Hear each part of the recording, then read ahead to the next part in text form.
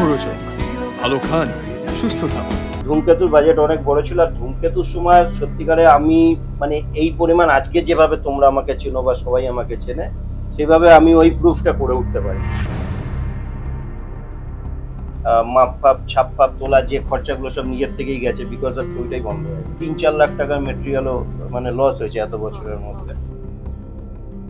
জিদ্দা হচ্ছে সিরিয়াসের সময় সিরিয়াসলি কাজ করে। জিদ্দার ক্ষেত্রে যেটা ধরো কস্টিউমটা একটুখানি ঠিক মতো আয়রন হয়নি বা ঠিক ফিটিংস হচ্ছে না, জিদ্দা সেটা নিয়ে বলবে যে একটুখানি ঠিক করে করো, মন দিয়ে কাজ করো। তো এই সিনিয়রিটিটা ওর মধ্যে আছে। দেব একটু ইয়ার্কি ফাজলামো করে কাজ করতে পছন্দ করে এবং খুব স্পোর্টিলি। যদি তোমাকে সুযোগ দেওয়া হয়, একজন ডিরেক্টরের নাম বলতে হবে, একজন অভিনেতার নাম বলতে হবে এবং একজন অভিনেত্রীর নাম বলতে হবে, যে তাদের মনটা তুমি প্রস্থেটিক মেকআপ করে ভালো করে দেবে। মনটাকে প্রস্থেটিক মেকআপ করে ফুল।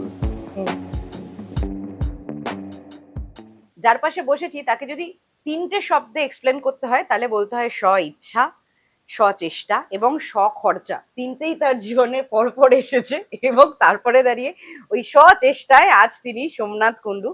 দাদা নমস্কার তোমাকে নমস্কার। টলি টাইমে। এবং যে কথাটা বললাম যে স্ব ইচ্ছা, স্বচেষ্টা এবং স্বখরচা, 3টেই তোমার ওপর দিয়ে গেছে। কেন বললাম, যদি তুমি সেটার কয়েকটা কারণ একটু বলো, তারপরে অন্যান্য ব্যাপারে আসছি। স্বইচ্ছা বলতে আমি যে প্রফেশনে আছি, মানুষের জীবিকাই তো তার পরিচয়, একটা বড় পরিচয়, ঠিক আছে, বংশ পরিচয় বাদেও। তো আমার পরিচয়, আমি একজন মেকআপ আর্টিস্ট সবার আগে। তো সেইটা মেকআপটা শিখতে গিয়ে প্রথম থেকে ওই ইচ্ছাটা না থাকলে তো ভালো কাজ হবে না। এবং নিজের ইচ্ছাতেই আমি প্রস্থেটিক মেকআপ আর্টিস্ট হয়েছি বিভিন্ন ছবি দেখে। এবং প্রথম চাচি 420 দেখে আমার মাথা ঘুরে গেছিলো, যে আমি ভেবেছিলাম যে কলকাতায় এমন কিছু করতে হবে ধারাবাহিক গতানুগতিক মেকআপের বাইরে, যে যাতে লোকে আমাদের নিয়ে আলোচনা করে। এবং একটা সময় এমনও হতো যে কিছু কিছু বম্বের থেকে মেকআপ আর্টিস্ট এনে বা লোকজনকে এনে তখন আমাদেরই মানে শিল্পীরা বলতো আমাদেরই বিভিন্ন মেকআপ ভাইদেরকে বা আদার্সদেরকে, দেখ তোরা পারিস না বলে আমরা বম্বের থেকে আনি বা তোদের এলএম নেই। তো ওই যে জায়গাটাকে কিছুটা আমারও ইচ্ছা ছিল যে ব্রেক করার, যাতে আমাদের নিয়ে লোকে ভাবে, আমাদের মেকআপ আর্টিস্টদের নিয়ে ভাবে। তো তাই জন্য স্ব ইচ্ছাতে আমি পড়াশোনা চালু করি এবং প্রস্থেটিকটা নিয়ে বেশি করে পড়াশোনা করি। এবং সব আহ, মানে নিজের পয়সাতেই আর কি প্রথম প্রথম বোঝানোর জন্য যেটা হয় আর কি, যে শিখতে হবে। এবং এমন এমন ছবিও কিছু কিছু প্রথম দিকে করেছি, এটা মানে যেটা ধরো আমাকে সাপোজ টু বি, আমি বলতে আমার কোনো দ্বিধা নেই, ঝুলপিকা। ঝুলপিকার ছবিটা মানে সেই অর্থে আমার কাজটা প্রথম দেখা গেছে, হ্যাঁ, মানে অ্যাজ এ প্রস্থেটিক হিসাবে। তার আগেও আমি 2-3টে ছবি করেছি, যেগুলো ছবিগুলো রিলিজ হয়নি, 2টো ছবি। তার মধ্যে 2 দিন শুটিং বাকি রয়ে গেছিল। আর একটা ছবি তো যেটা কমলেশ্বর দা করবার কথা ছিল, মহাভারত, তার প্রস্থেটিক্সের মাপ ফাপ ছাপ ফাপ তোলা যে খরচাগুলো সব নিজের থেকেই গেছে, বিকজ অফ ছবিটাই বন্ধ হয়ে গেছে। তো ওই স্ব ইনভেস্টমেন্ট যেটা তুমি বললে, তাহলে স্ব ইচ্ছায় শেখা আর স্ব ইনভেস্টমেন্টে নিজেকে প্রুফ করা। আরেকটা কি বলছিলে? স্বচেষ্টা, সেটা তো সচেষ্ট, এই সব কিছু নিয়েই আর কি এই makeup artist, prosthetic makeup artist হওয়া। পরবর্তীকালে তো এই যে ইনভেস্ট গুলো করেছি এবং প্রচুর প্রচুর মেটেরিয়াল ফেলেও দিতে হয়েছে একটা টাইমে, মানে মানুষ আহ, কাজ পাইনি, বসে রয়েছি অনেক দিন ধরে, কেউ নিচ্ছে না, কেউ প্রুফ করতে পারছি না।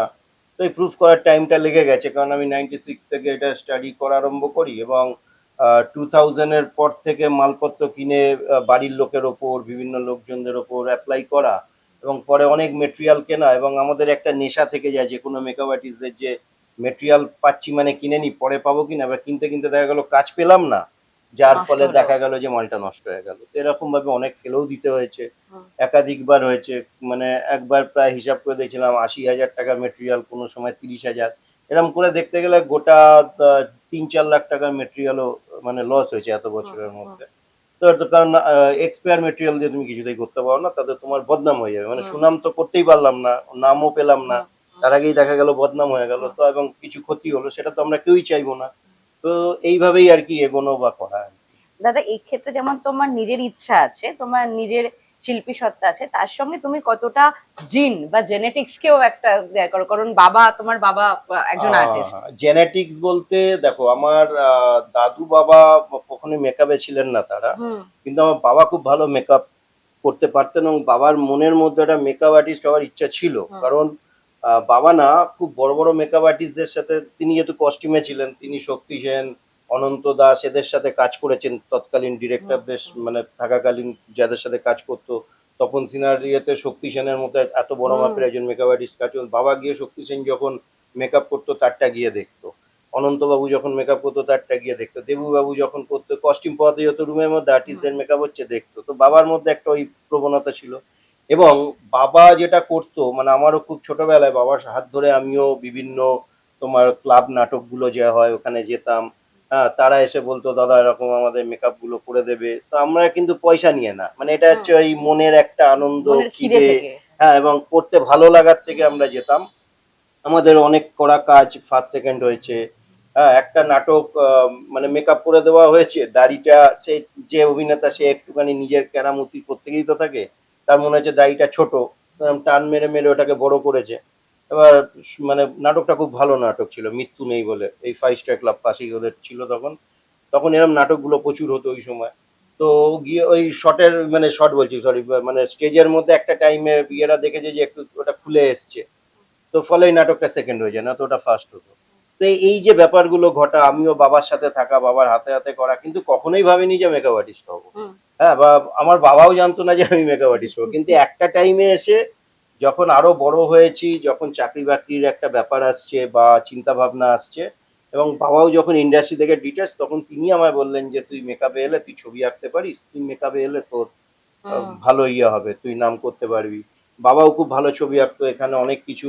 তোমার বাড়িতে উঠতে হ্যাঁ, উঠতে দেখছিলাম ওই যে যে যে বাড়ির- স্ট্যাচু গুলো দেখছো, যে মডেল গুলো, ওগুলো বাবার নিজের হাতে বানানো। তো আমার ওই মানে আমরা কেউই কখনো শিখিনি, তো আমাদের ওই জিনের মধ্যে একটা বা পৈতৃক একটা ইয়ে, মানে আমিও যে কারণে বিভিন্ন ইনহেরিট করেছো। স্কাল্পচার করতে পারি বা বানাতে পারি, কারণ আমাদের প্রস্থেটিক্স এর মেন একটা চ্যাপ্টারই হচ্ছে স্কাল্পচার করা, বা ফেসটাকে যে চেঞ্জ চেঞ্জ করতে গেলে ওটাকে তোমার স্কাল্পচার করে মানে মোল্ডিং করে করতে হয়। তো এটা একটা আমার ওই জেনেটিক ওয়েতেই পাওয়া আর কি। দাদা এখন এই বলা হচ্ছে না যে এখন চিত্রনাট্য ধরন বদলে গেছে, দর্শকদের টেস্ট হ্যাঁ, বদলে গেছে, তার সঙ্গে তোমাদের মেকআপের ক্ষেত্রেও কি নতুন চেঞ্জ এসেছে বা কি বিবর্তন দেখলে? কারণ নো মেকআপ লুক, মানে আগে ধরো চড়া লিপস্টিক এই হ্যাঁ, ব্যাপারগুলো যেখানে ছিল, সেখান থেকে এখন মেকআপের ক্ষেত্রেও কি অনেকটা পরিবর্তন হ্যাঁ, এসেছে? দেখো অ্যাকচুয়ালি ফিল্মের ক্ষেত্রে ক্যামেরার যত বিবর্তন তত মেকআপেরও চেঞ্জেস এসছে। আচ্ছা। চড়া লিপস্টিক এখনো আছে, বাট সেটা যদি সেরকম ক্যারেক্টার যদি আমি বানাই, হুম। সেক্ষেত্রে নিশ্চয়ই মানে আমি 70s এর একটা কাউকে লুক হুম। দেবো, বা ক্যাবারে ডান্স করছে, এই যে আমার এখন কেউ বলে বিপ্লবী, কেউ হুম। বলে ডাকাত হুম। চলছে, তাতে সিজলা গুও ক্যাবারে ডান্সের যে ক্যারেক্টারটা করেছে ওখানেও কিন্তু লিপস্টিক লাগানো আছে, একটা গ্লস মেকআপ করা আছে, তো সেটা তখনকার মতো করে। তো হুম। দরকার পড়লে চড়া লিপস্টিক যদি আমার গল্প ডিমান্ড করে, হুম। নিশ্চয়ই লাগানো হবে। কিন্তু বর্তমানের সবসময় আমার মনে হয় মেকআপ গুলো এরম ভাবে করা উচিত যে ছবির গল্প কি বলছে, গল্প ওয়াইজ আমরা মেকআপটাকে, যে কোনো মেকআপ আর্টিস্ট সে তার মতো সেট করে, এবারে মেকআপ আর্টিস্ট বা ডিরেক্টর যেভাবে ভাবছে সেভাবেই আমরা সেট করে থাকি সাধারণত। আর মেকআপের ব্যাপারটা হচ্ছে বর্তমানে ধরে নাও যে ক্যামেরাগুলো এসছে, ধরো গ্ল্যাম মেকআপ, আগে যেমন অনেকটা বেশি রং লাগিয়ে মেকআপ করার একটা হুম। প্রবণতা হুম। ছিল, হুম। এটাই আস্তে বলছিলাম। আস্তে আস্তে হ্যাঁ সেটা কমে আসছে ডিউ টু দ্য ক্যামেরা।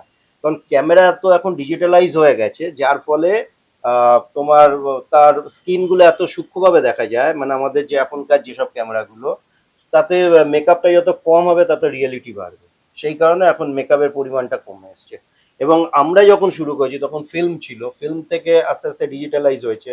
তো ফিল্মে 3 রকম ফিল্মে শুট হতো, কোডাক, ফুজি, ইস্টম্যান কালার। তো এক একটা ফিল্মের কালার টেম্পারেচার আলাদা ছিল, সেই কারণে মেকআপের টোনটাও আলাদা করা হতো। তখন ডিওপিরা বলে দিতেন যে কোডাকে শুট হচ্ছে একটু পিঙ্কিশ টোন করে দিও বাবা, বা একটু ইয়েতে ফুজিতে হচ্ছে একটু ইয়লিশ করো, এই ব্যাপারটা তখন আমাদের বলে দেওয়া হতো।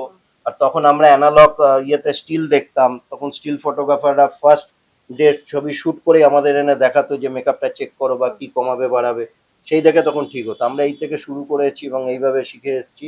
এখন ডিজিটালাইজ হয়েছে, এখন তো সাথে সাথে মনিটরেও দেখা যায়, সবকিছু হয়ে যায় প্রত্যেকের হাতে, কারোর হাতে আইফোন, কারোর হাতে নর্মাল ফোনগুলো আছে, তারা ওই ফোন নিয়ে দেখে, দেখে তারাও বুঝে যায় যে মেকআপটা হুম। বাড়ছে না কমছে। তো এখন এইভাবেই জাজ করা হয়। দাদা এরই সঙ্গে আমরা যেরকম শুনেছি যে অনেক বড় বড় ডিরেক্টরের সঙ্গে এডিটরের ঝামেলা হয়, মানে তাদের মানে পারসেপশন তারা কিভাবে দেখছে, ওই কি বলে ক্রিয়েটিভ ক্ল্যাশ, হ্যাঁ, সেটা থাকে।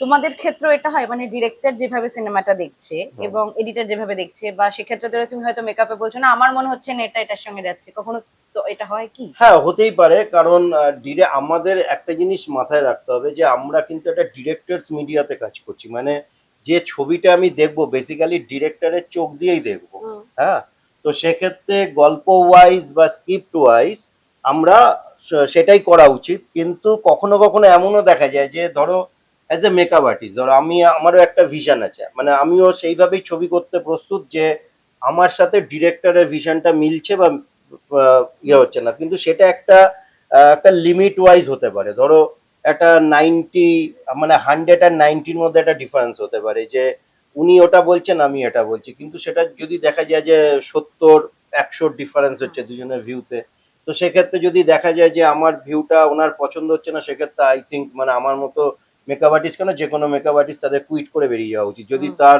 খুব, এতটাই যদি না মানে পোলস অ্যাপার্ট ব্রেড অ্যান্ড বাটারের খুব চাপ থাকে আর কি।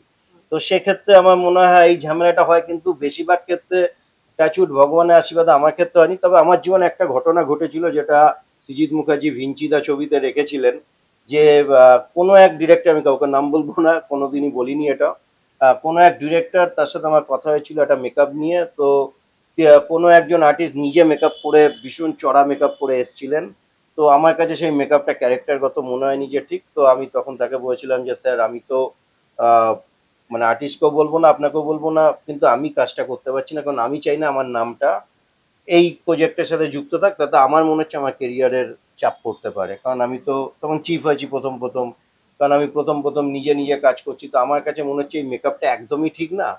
তো এই জন্য আমি প্রজেক্টটা করবো না। তো আমার মনে হয় এই সেটা প্রত্যেকের থাকা উচিত আর কি, দেখো যদি তোমার ভিউ এর সাথে মেলে তবে তুমি থাকো, যদি না মেলে নালে আমার মনে হয় থাকা উচিত না, যদি আমি আবার বলছি যদি তার রুটি রুজির খুব বড় চাপ না থাকে। রুটি রুজি থেকে দাদা আরেকটা কথায় আসবো। এমন মানে শুধু তোমাদের কর্মক্ষেত্র বা বিনোদন জগৎ বলে নয়, এটা পৃথিবীর যে কোনো ক্ষেত্রেই হয়েছে যে আমরা একটা জায়গায় খুব ভালোবেসে এলাম, এবার সেখানে এসে কাজটাও শুরু করলাম, তারপরে আসে সার্ভাইভাল, প্রতিনিয়ত নিজেকে প্রমাণ করা। এবং প্রমাণ করার জন্য কেউ বলে শুধুমাত্র মন দিয়ে কাজটা করে গেলেই ভালো, কর্মদক্ষতাই সমস্ত শেষ কথা বলে।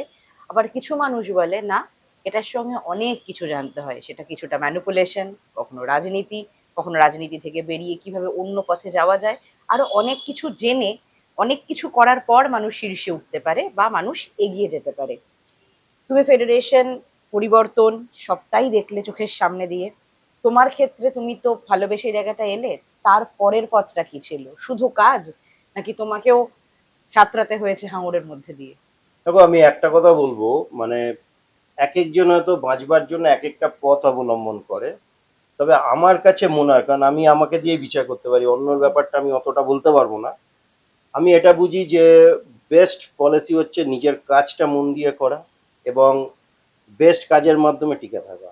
কারণ আমার উপরেও কিছুদিন একটা ঝড়ঝাপটা আসছিল, কিন্তু আমার ওই ঝড়টা সব কিছু সামলে দিয়েছে, মানে আমাকে কিছু করতে হয়নি, মানুষ আমার সঙ্গ দিয়েছে এবং পুরো ইন্ডাস্ট্রি আমার সাথে সঙ্গ দিয়েছে। সেটা হচ্ছে কমপ্লিটলি আমার কাজটাকে মানে গুরুত্ব আছে বলে, বা আমি যেভাবে কাজটা ডেলিভারি দিই, যে কোয়ালিটি বা যে কোয়ান্টিটিতে, সেটাই আমাকে বাঁচিয়ে রেখেছিল বা বাঁচিয়ে রাখবেও ভবিষ্যতে, যদি আমি এটা চিরকাল চালিয়ে যেতে পারি।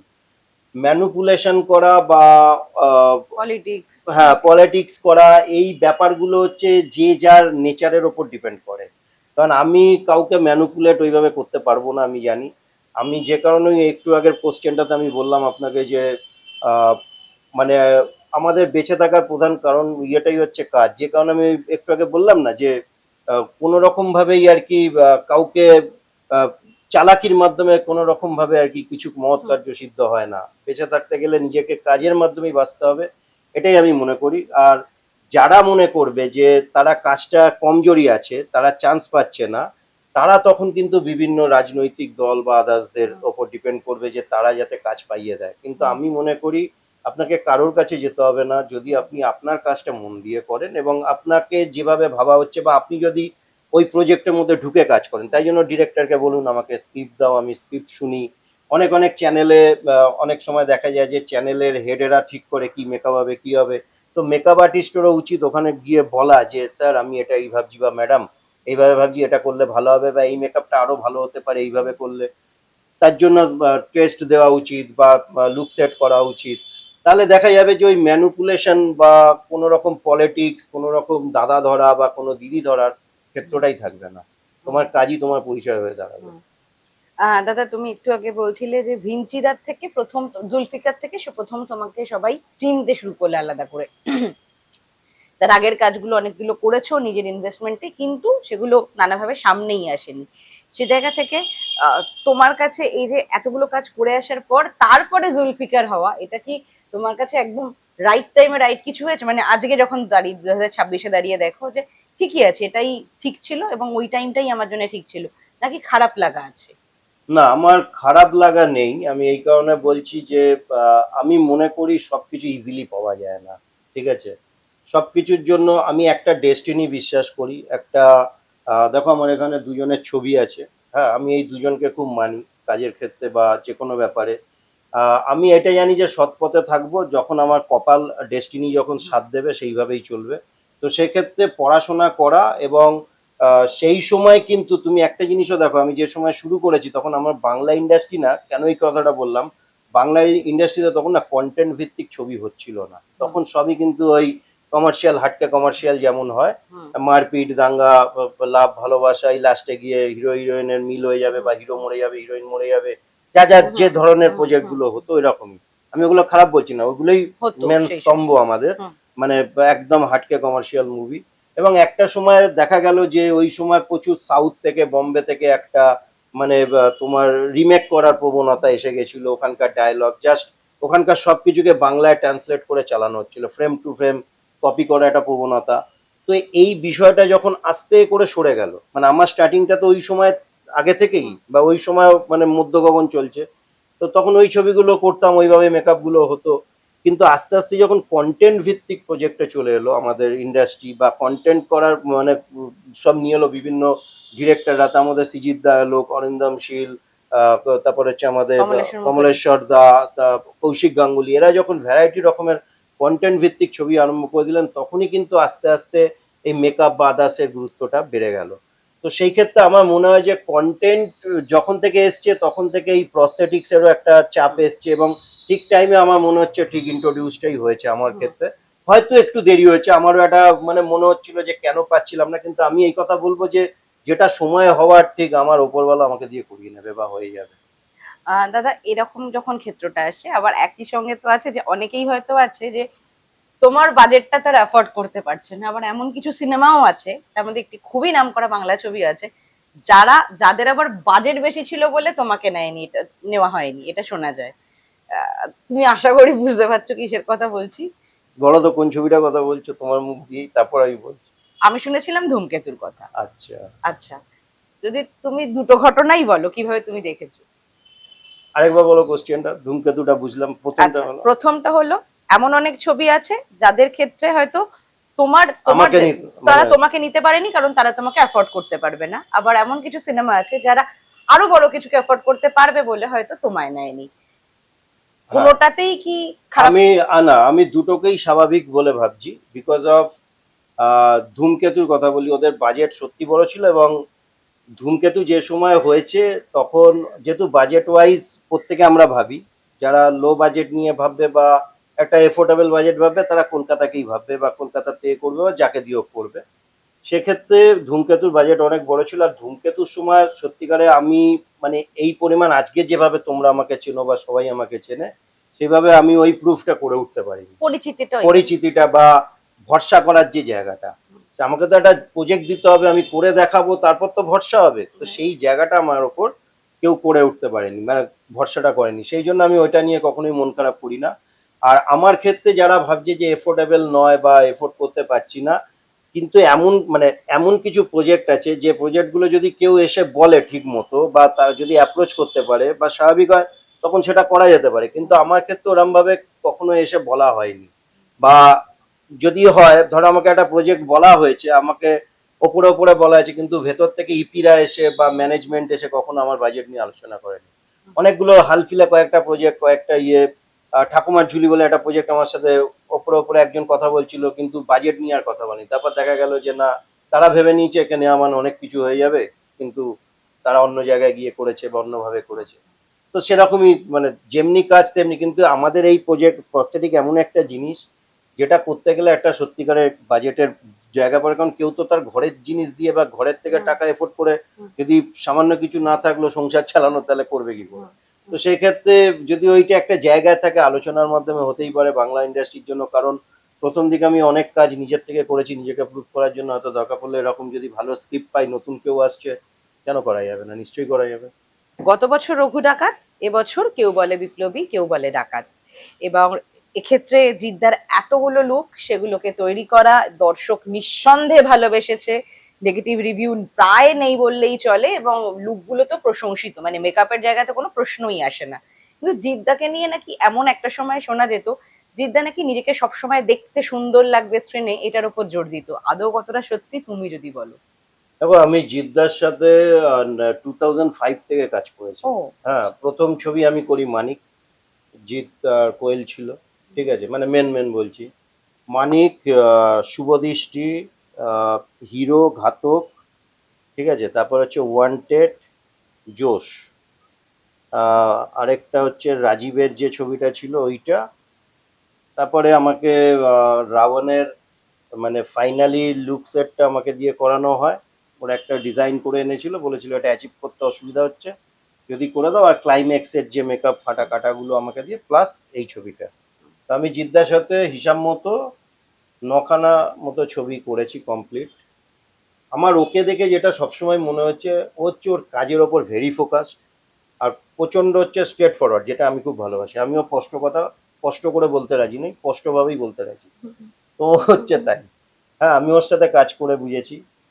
তো আমার কখনো মনে হয়নি যে ও নিজেকে সুন্দর দেখাবার জন্য, হ্যাঁ, সুন্দর হয়ে সেজে থাকবে, তা না। যেমন স্ক্রিপ্ট ডিমান্ড করেছে এবং যে যে ছবিগুলো আমি করেছি, সেই সেই ছবিগুলো মানে আমি কিন্তু আমার মতো করেই ভেবেছি। এবং যেমন ছবির ডিরেক্টর ডিমান্ড, বেশিরভাগ ছবি প্রভাত রায়। ও, সবচেয়ে আরেকটা ভালো ছবি করেছি, সেটা হচ্ছে সাথীহারা, বীরেশ চ্যাটার্জি, ঠিক আছে। মানে আমার কাজগুলো হচ্ছে প্রভাত রায়, তার মানে 10টা ছবি হলো। বীরেশ চ্যাটার্জি, প্রভাত রায়, স্বপন সাহা, আর হচ্ছে, হ্যাঁ, এই তিনজন, প্রতীকৃত, আর এম এন রাজ ছিল ইয়েতে, এরকম মানে ডিরেক্টর আমার ছিল।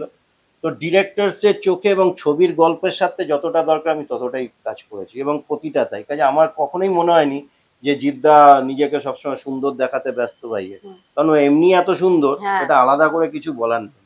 কারণ ও স্ক্রিনে দাঁড়াচ্ছে, একটা আলাদা জালবা আসছে, যেটা হয় সাধারণত যে কোনো হিরো দেখেতে। বুম্বাদা স্ক্রিনে দাঁড়ালে, দেব স্ক্রিনে দাঁড়ালে আলাদা জলবা আসে, অঙ্কুশ আলাদা, প্রত্যেকে, কারণ এরা ওইভাবেই গড গিফটেড হয়ে এসছে এরা প্রত্যেকেই। তো আমার কাছে কখনো ওরা মনে হয়নি যে মানে এটা ইয়ে। আর আমার এই ছবির ক্ষেত্রে তো নয়, বিকজ অফ এই ছবির ক্ষেত্রে এমন হয়েছে, ও উল্টে আমাকে বলছে আরেকটু কি বুড়ো হবে, আরেকটু কি বুড়ো করলে ভালো হবে সোমনাথ, আরেকটু কি এজটা বাড়িয়ে দেওয়া যেতে পারে। তো কখনোই যে যেটা থাকে বেশিরভাগ, মানে আমি কাউকে ডমিনেট করছি না বা ছোট করছি না, বেশিরভাগ ক্ষেত্রে হিরোইনরা বলে না না বেশি বয়স বাড়িও না, বেশি বয়স বাড়িও না, সেটা কখনো হয়নি এই ক্ষেত্রে। এর মধ্যে কোন লুকটা করা তোমার পক্ষে সব থেকে কঠিন ছিল? দেখো, আমার কাছে এই যে ক্যারেক্টার গুলো, এগুলো তো ভ্যারাইটি, মানে এগুলো সবই হচ্ছে ইমাজিনেশন, মানে ইমাজিন করে করে করা হয়েছে। তো এই জন্য এই লুকগুলো করা কঠিন না, মানে লুকগুলোকে তোমার রিয়েল দেখানো এবং মানুষের কাছে বিশ্বাসযোগ্যতা করাটাই ছিল আমার কাছে মেন। হ্যাঁ, এবং এই গরমের মধ্যে কোনো, মানে ছবিটা শুরু হয়েছে শীত থেকে, শেষ হয়েছে গরমে গিয়ে, মানে গরম আসার ইয়েতে গিয়ে শেষ হয়েছে, মানে গরম পড়ে গেছে তখন। তো ওই লাস্টের যে টাকমাতার লুকটা, ওই দিন হিউজ গরম হচ্ছিল, ওইটাকে বাঁচিয়ে রাখা। আর আদার্স গুলো যেগুলো ফ্লোরের মধ্যে কয়েকটা হয়েছে, যে ওগুলো, তারপরে ফাইট হয়েছে সবচেয়ে বড় কথা। বৃষ্টির মধ্যে যে ওপেনিং সিনটা বৃষ্টির মধ্যে হয়েছে, কারণ বৃষ্টিতে প্রস্থেটিক রাখাটা একটু কঠিন হয়। ওরা এই নিয়েও চিন্তা করছিল কি করবে, আমি বলে দিয়েছিলাম না কোনো চিন্তা নেই, আমি আছি, মানে একদম জোকের মতো লেগে থাকবো। কাজে ছবিটা বৃষ্টি নিয়েই হোক, সবকিছুই হোক, প্রস্থেটিক নিয়ে কাউকে চিন্তা করতে হবে না, আমি আছি। তো ওই ফার্স্ট লুক এবং যেটা ডিরেক্টরস লুক, ওই দিনটা খুব গরম ছিল, মানে একটা বৃষ্টিতে হয়েছে, একটা হিউজ গরমের মধ্যে। আর হচ্ছে গাড়ি নিয়ে যখন, মানে ওই গাড়ি চেজ এবং গাড়ির মধ্যে যে মারপিট, এই তিনটে লুক আমার কাছে একটুখানি মানে ধরে রাখাটা কঠিন ছিল, বিকজ অফ অনেক দিন করে শ্যুট হয়েছে এবং ওই হাডেল নিয়ে শুট হয়েছে আর কি। দাদা এই যে তুমি বললে বৃষ্টির দিন এবং গরমের দিন, তো যখন শুটটা করছিল এবং বৃষ্টিটা এলো তখন ভগবানকে কি বলো, ভগবান আজকেই হতে হলো না, নাকি মনে মনে বৃষ্টিটা বলো? আমাদের ক্রিয়েট করা ছিল, মানে ওই বৃষ্টিটা আমরাই ক্রিয়েট করছি, বৃষ্টিটা ও, আনবা মানে আচ্ছা। বৃষ্টির ছাতা নিয়ে যে ইন্ট্রোডাকশন আচ্ছা সিনটা, আচ্ছা। ওটা আমরা মানে ক্রিয়েট করছি। না আমি বলছি ধরো তোমার কোনো একটা মেকআপের ক্ষেত্রে এরকম একটা প্রচন্ড গরমে শুট হচ্ছে বা বৃষ্টি পড়ছে। হ্যাঁ, সেটা দেখো আমার জীবনে না যে কোনো কাজ মানে যে কোনো কাজই গরমেই হয়েছে, গুমনামি আমি গরমে করেছি, শুধু একমাত্র অপরাজিতটা একটু ঠান্ডা হয়েছে, কিন্তু অপরাজিতর আবার যে ইন্টারভিউটা হয়েছে সেটা আবার গরমে হয়েছিল। হুম। কাজে আমার বেশিরভাগ কাজ এবং ভিঞ্চিদা তোমার মানে বেশিরভাগ বড় বড় কাজ সব গরমে শুট হয়েছে, কাজে আমি গরম নিয়ে এখন আর চিন্তা করি না না। আমি বলছি এই ক্ষেত্রে দাঁড়িয়ে দাঁড়িয়ে তুমি কি বললো, ভগবানকে কি বললো যে ভগবান আজকেই হতে ভগবান হলো, নাকি বৃষ্টি বললো বলে যে না, আমি ভগবানকে প্রতিদিনই বলি যাতে আমি মেকআপটা মেলাতে পারি সেটা আমি ডেকেই মানে সরস্বতী মা কালীকে ডেকেই, মা সন্তোষী মার খুব ভক্ত আমার মা এবং আমরাও, হুম। ডেকেই মেকআপটায় বসি যাতে মেকআপটা সেইভাবে হয়। দাদা এরই সঙ্গে আরেকটা প্রশ্ন করবো, কেউ বলে বিপ্লবী, কেউ বলে ডাকাতের ক্ষেত্রেই যদি বলি, আমরা শুধু হিরো বা হিরোইন মুখ্য যারা চরিত্র থাকে তাদেরকে নিয়ে আলোচনা করে থাকি মেকআপের ক্ষেত্রে বা বিভিন্ন ক্ষেত্রে জেনারেলি, কিন্তু আহ পার্শ্ব চরিত্রগুলোকেও তো ইকুয়ালি সেইভাবে তৈরি করা একটা চাপের ব্যাপার।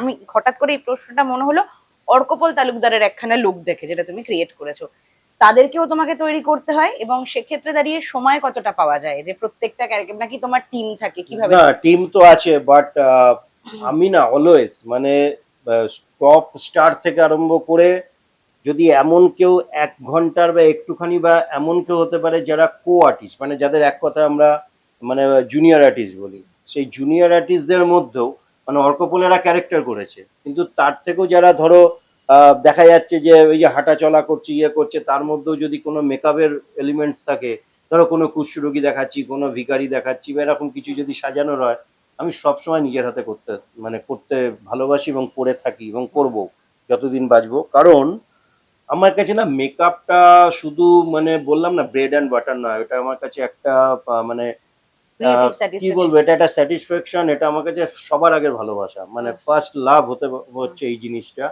তো এটাকে আমি এতটা এনজয় করি করতে গিয়ে, হ্যাঁ এটা আমার প্যাশন বলতে পারো। সো সেই ক্ষেত্রে আমি তখন ওই মানে টপ স্টার বা ইয়ে ওরকম ভাবি না। এমন হয়েছে যে কোনো এক হিরোইন এসছে, মানে তার নর্মাল মেকআপ হবে সেই দিনকে, মানে অন্য দিনগুলো আমি করেছি, আর তারপরে দেখা যাচ্ছে একজন সেকেন্ডারি কাস্টিং এর একটা ভালো মেকআপ আছে, মানে এরকম প্রস্থেটিক বা আদার্স কিছু বা অন্য কিছু করে দিতে হবে যেটা চিনতে পারা যাবে না, আমি কিন্তু আমার মেন যে অ্যাসিস্ট্যান্ট আছে তাকে বলছি ভাই হিরোইনের মেকআপটা তুই আজকে করে দে, যেমন আমি করেছি একদম ওটাকেই করবি, তারপর আমি দেখে নেবো কম বেশি।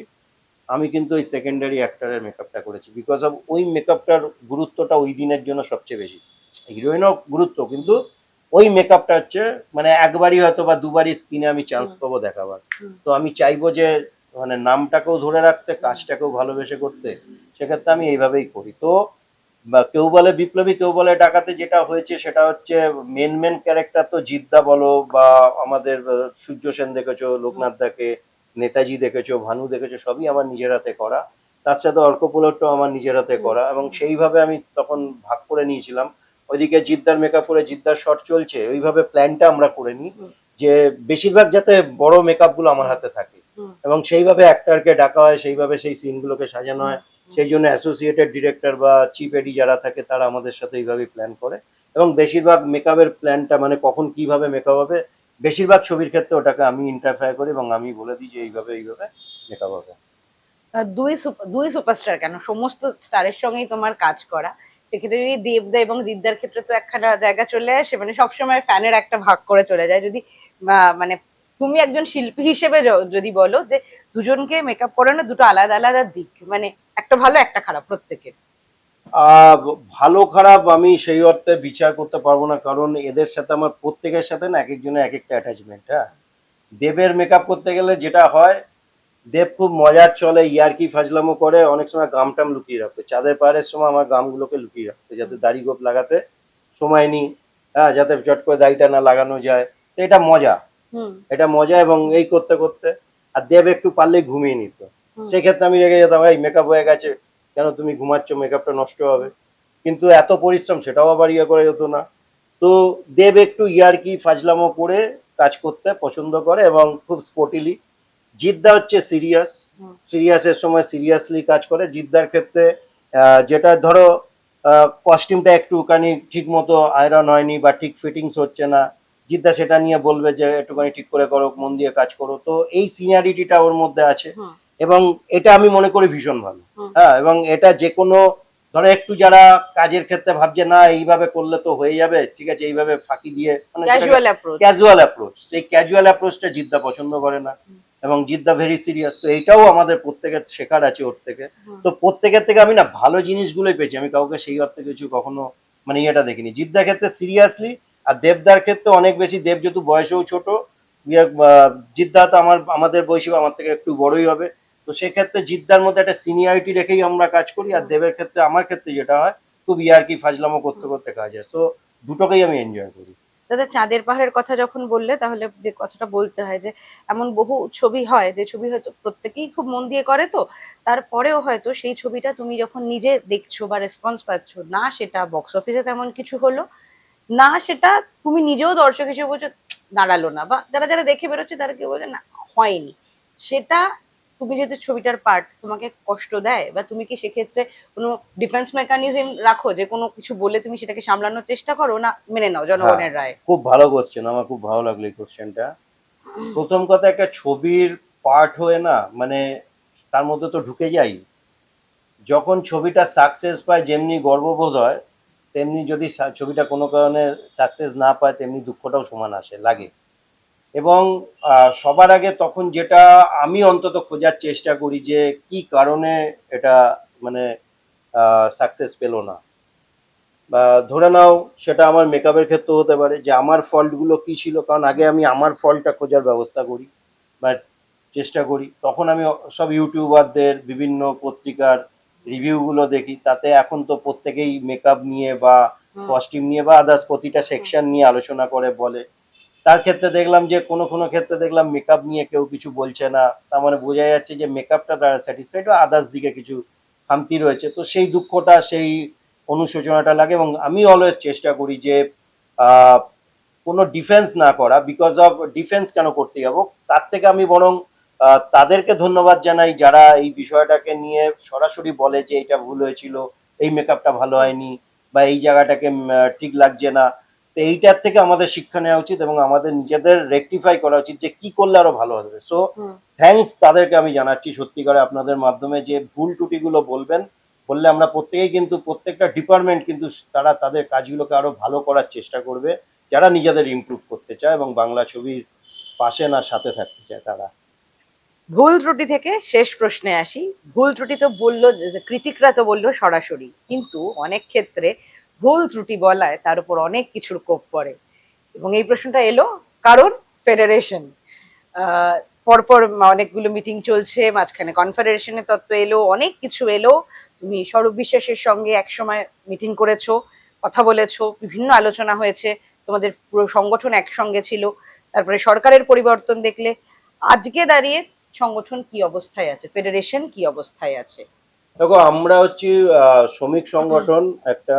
আমরা, আমাদের প্রতিটা গিল্ড আছে, রেজিস্টার্ড গিল্ড, এবং সবটাই হচ্ছে তোমার তার থেকে একটা ফেডারেশন, মানে প্রতিটা গিল্ড নিয়ে একটা ফেডারেশন হয় এবং সেই ফেডারেশনগুলো অল ইন্ডিয়া বেসিকে হয়।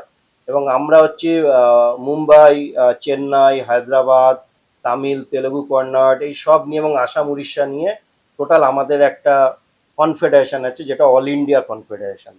তো আমরা তার মধ্যে, এবং এইটা আজকে থেকে না, এই ফেডারেশন হচ্ছে বহু পুরনো, ঠিক আছে, 1963 বা এরকম 67 এরকম সাল থেকে, তখন থেকে এই ফেডারেশন। এবং এই ফেডারেশনে খুব বড় বড় ব্যক্তিত্বরা এই ফেডারেশনের থেকে কাজ করে গেছেন এবং অনেক বড় বড়, সুব্রত সেন শর্মা বলে একজন ছিলেন, অনিল চ্যাটার্জির মতো অভিনেতা এই ফেডারেশনের একসময় প্রেসিডেন্ট ছিলেন, সেক্রেটারি ছিলেন, এরা সব।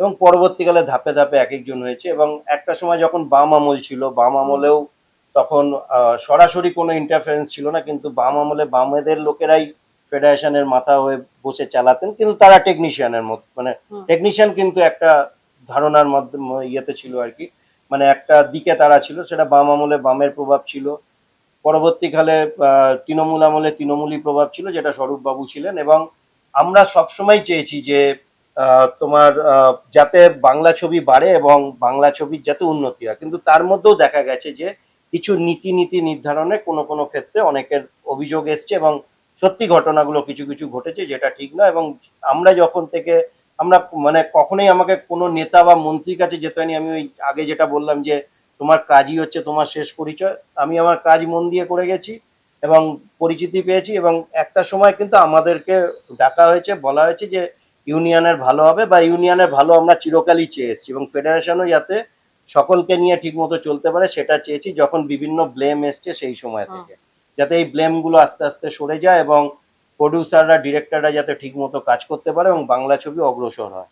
কিন্তু তারপরেও দেখা গেছে যে ফেডারেশনের এক দুজন ব্যক্তিত্বের মধ্যে সে ডমিনেটিং এবং তারা বিভিন্ন রকম ভাবে তারা হয়তো ভালো করতে চাইছে কিন্তু তাদের ভাবনাটাকে লোকে হয়তো নিতে পারছে না, সেটা তারা আবার বুঝতে পারছে না। সেই সময় আমাদের আবির্ভাব এবং আমাকে হয়তো তুমি অনেক সময় দেখবে আমাদের ফেডারেশনের উৎকর্ষ সম্মান অ্যাওয়ার্ডে আমাকে তুমি দেখবে। হ্যাঁ, কারণ আমাদেরকে ডাকা হয়েছে, বলা হয়েছে যে, এবং আমরা দেখেছি যে এটা ভালো জিনিস। আমি অলওয়েজ ভালোর সাথে আছি, সে যে সরকারই করুক, বাম আমল হোক, আগের বিগত হোক এবং বর্তমান সরকার। এবং বর্তমান সরকার এখন যে অচল অবস্থা এবং একটা যে নতুন কনফেডারেশন, দিল্লিগামী কনফেডারেশনের কথা বলা হচ্ছিল, যেটা নিয়ে অনেক বিতর্ক হয়েছে, আমাকে নিয়েও পার্সোনালি বিতর্ক হয়েছে, সবকিছু হয়েছে, আমাকে রিপ্লেসমেন্ট দেওয়ার একটা চেষ্টা চলছিল, আমার জায়গায় কেউ কাজ করবে। এই সব কিছুর অবসান ঘটিয়ে বর্তমানে সরকার তারা আমাদেরকে আশ্বস্ত করেছেন। আমরা প্রচন্ড আশাবাদী সরকারের ওপর। এবং কিছুদিন আগে একটা নন্দনে মিটিং হয়েছে যাতে মিঠুনদা পৌরোহিত্যে পুরো বিষয়টা তিনি বলে দিয়েছেন এবং সরকার থেকে ঘোষিত হয়ে গেছে যে ফেডারেশন এবং অল ইন্ডিয়া কনফেডারেশন এবং তৎসাথে প্রতিটা গিল্ডের মান্যতা থাকবে এবং কি করলে আরো ভালোভাবে আমাদের ফিল্ম ইন্ডাস্ট্রি চলবে সবকিছু একটা এসওপি তৈরি হয়েছে এবং এগুলো নিয়ে আরো আলোচনা চলছে। তো এতে আমরা অত্যন্ত হ্যাপি, অত্যন্ত খুশি। এবং তৎসাথে আরো জিনিস, শুধু শ্রমিকদের দিকটা না, মিঠুনদা ঘোষণা করেছেন যে 30% একটা সাবসিডি দেবে বিভিন্নভাবে, বিভিন্ন যারা ছবি তৈরি করছে তাদেরকে, মানে প্রডিউসারদের ক্ষেত্রে। আর প্রতিটা হল যেগুলো সিঙ্গেল স্ক্রিন আছে খুব খারাপ অবস্থা সেগুলোকে সারাবে, এরকম ভ্যারাইটি কিছু এসওপি দেওয়া হয়েছে। আমরা মানে প্রচন্ড আশাবাদী এবং ভবিষ্যতে আশা করছি এই যে নতুন যে ফেডারেশন গঠন হবে সত্যিকারের তারা অনেক রকম ভাবে ভালো কাজই করবে। এবং আমিও চাই, মানে আমারও যেটা বক্তব্য প্রথম থেকে, যে যে ফেডারেশন হবে সেই ফেডারেশনে আগের ভুলগুলোকে শুধরে নিয়ে নতুন ভাবে যাতে আমরা আমাদের প্রডিউসাররা তাদের পয়সা ফিরে পান এবং আমাদের মানে বাংলা ছবির মান যাতে আরো বাড়ে সেইভাবে আমরা কাজ করব। শেষ একটাই প্রশ্ন করব এবং এটা তোমাকে সরাসরি উত্তর দিতে হবে। যদি তোমাকে সুযোগ দেওয়া হয়, একজন ডিরেক্টরের নাম বলতে হবে, একজন অভিনেতার নাম বলতে হবে এবং একজন অভিনেত্রীর নাম বলতে হবে যে তাদের মনটা তুমি প্রস্থেটিক মেকআপ করে ভালো করে দেবে, এরকম তাদের মনটা ভালো করে দেবে, মুখ চোখ কিছু করতে হবে না, তাদের আমি মনে তো মন নিয়ে কাজ করতে পারি না। না না, আমি ঠিক ধরো সুযোগ হলো যে তাদের মনকে তোমার সামনে রাখা হলো, তাদের মনকে রিপ্রেজেন্ট করছে তিনটে জিনিস, ধরো তোমার দায়িত্ব হলো তাদের প্রস্থেটিক মেকআপ করে সুন্দর করে দিতে হবে। প্রথমে একজন ডিরেক্টরের নাম বলো, মনটা ডুবে প্রস্থেটিক মেকআপ করবে, মন করে প্রস্থেটিক মেকআপ ফুল করে দিলে। মনটাকে প্রস্থেটিক মেকআপ করে ফুল, আমি তাহলে বীরেশ চ্যাটার্জির নাম পাবো। কেন বলছি, বীরেশ চ্যাটার্জি এত গম্ভীর, সবাই ভয় পায় ওর কাছে কথা বলতে, মানে সবাই। কিন্তু বিরুদার মতো মানুষ, মানে যে না মিশেছে সে বুঝতে পারবে না। ঠিক আছে, আমি হালফিলে অনেকগুলো ওনার সাথে বিভিন্ন রকম পডকাস্টে বসেছিলাম, তখন বোঝা গেল। আমি তখন বললাম দাদা আপনাকে তো আগে বুঝতে পারিনি।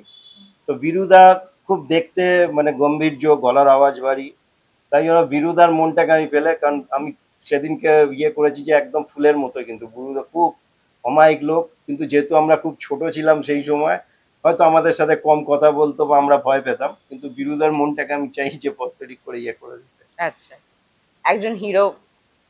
একজন হিরো আমার তো খুব ফেভারিট একজন হিরো আছে, মানে কলকাতার বাইরে বলছি। কলকাতার মধ্যে বলো, তুমি তুমি এড়িয়ে যাচ্ছ। না আমি এড়িয়ে যাচ্ছি না, স্টার্ট করে এড়িয়ে। কলকাতায় দেখো প্রত্যেকেই না, মানে বুমবাদা ভীষণ ভালো, প্রত্যেকেই, মানে আমার কাছে কারোর কোনো অভিযোগ বা কিছু নেই। আচ্ছা, আমি এখনো অব্দি ইয়াসের সাথে কোনো কাজ করিনি, তারা সুযোগ পাইনি বা ডাকেনি আমাকে। আমি চাই ইয়াসকে কোনো রকম ভাবে প্রস্থেটিক করে ওর মনটাকে আর একটু বেশি করে যাতে আমাদের ইন্ডাস্ট্রির ওপরও কাজ করে তার ব্যবস্থা করে দিতে। একজন অভিনেত্রী। অভিনেত্রী অভিনেত্রী কস্তুরী, আমি চাইবো যে জানি না বলাটা ঠিক হবে কি না। কোন অভিনেত্রী, আমি খুব কার সাথে কাজ করি, আমি সবার সাথে কাজ করছি, সবাই খুব ঠিকঠাক। অভিনেত্রীটা আমার কাছে খুব কঠিন বলাটা। ভাবো ভাবো, ভাবছি। টিক টিক চলছে। হ্যাঁ ভাবছি, রীতা বড়ি, মধুমিতা। হুম। ঠিক আছে, কিন্তু এরা প্রত্যেকেই খুব সফট, আমি জানি, মানে ঠিক আছে, আমি মধুমিতাকেই ধরছি বিকজ অফ মধুমিতার সাথে একটা কাজ হওয়ার কথা ছিল হুম। কোনো একটা ছবিতে, দেবারতী বীর কোনো একটা ছবিতে। এই প্রস্থেটিক গুলো রেডি হয়ে পড়ে রয়েছে, হুম। এখনো অবধি কাজ হয়নি। পেলে ওকেই আমি, ওর মনটাকে চাইবো যাতে ও বাংলা ইন্ডাস্ট্রিতে বেশি করে কাজ করে, আমরা যাতে সুযোগ পাই প্রস্থেটিক করার। এই তো গেল আজকের আড্ডা। আরো কিছু প্রশ্ন নিশ্চয়ই আপনাদের মনে আছে এবং সেই প্রশ্নগুলো জানাবেন কমেন্ট করে। আর দাদা, তোমার কেমন লাগলো আজকের এই আড্ডা? কারণ আমি তো আড্ডা দিতে ভালোবাসি, সে যেমনই হোক, হুম, ভালোই লাগলো। আর তোমার সামনে কি কাজ আসছে? অরিন্দম শীলের সাথে একটা কথা চলছে, অরিন্দমদার সাথে, কলকাতায় শার্লক। এছাড়া সুজয় ঘোষের সাথে একটা কথা চলছে, একটা হিন্দি ছবি। এছাড়া অজিত মুখার্জি, মহারাজা তোমাকে সালাম। বেশ, তাহলে সেই সমস্ত ছবির অপেক্ষায় থাকলাম আমরা। নিশ্চয়ই আপনারাও কেমন লাগলো এই আড্ডা জানাবেন কমেন্ট করে।